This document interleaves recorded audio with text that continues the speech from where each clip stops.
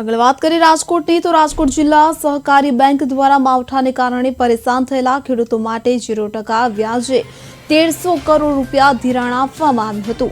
સુરત અને તાપી જિલ્લામાં પણ ખેડૂતોને આ સહાય ઉપલબ્ધ કરવા ખેડૂત આગેવાન જયેશ દેલાડે માંગ કરી છે। તેમણે જણાવ્યું છે કે માવઠાને કારણે ખેડૂતોના પાકને મોટું નુકસાન થયું છે। સુરત ડિસ્ટ્રિક્ટ બેંકે ગયા વર્ષે પણ વર્ષા નુકસાન માટે 1 એકરે 10,000 થી 50,000 રૂપિયા સુધી 0% વ્યાજે લોન આપી હતી।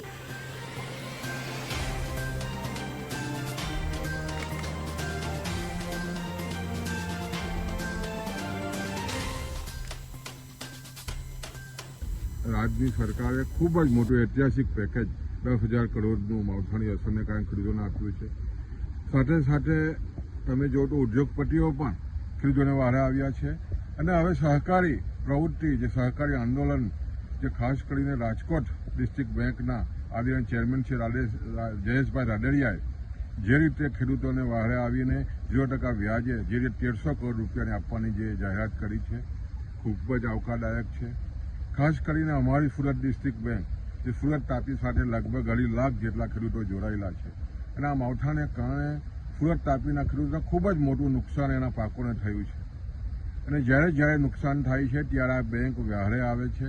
ગયા વર્ષે પણ સુરત ડિસ્ટ્રિક્ટ બેંકે જે રીતે 1 એકરે 10,000 રૂપિયા અને મહત્તમ 5 એકર સુધી 50,000 રૂપિયા 0% વ્યાજે આપીને ખૂબ જ ઉત્તમ ઉદાહરણ આ બેંકે પૂરું પાડ્યું છે। ત્યારે આવનાર દિવસોમાં પણ જે રીતે રાજકોટ બેંકે જે જાહેરાત કરી છે એવી જ જાહેરાત સુરત ડિસ્ટ્રિક્ટ બેંકના આદિના ચેરમેન બળવંતભાઈ કરે એવી ખેડૂતો આશા રાખી રહ્યા છે અને ખાસ કરીને જે સુરત ડિસ્ટ્રિક્ટ બેંક સમગ્ર ગુજરાતમાં પ્રથમ હરોળની બેંક છે।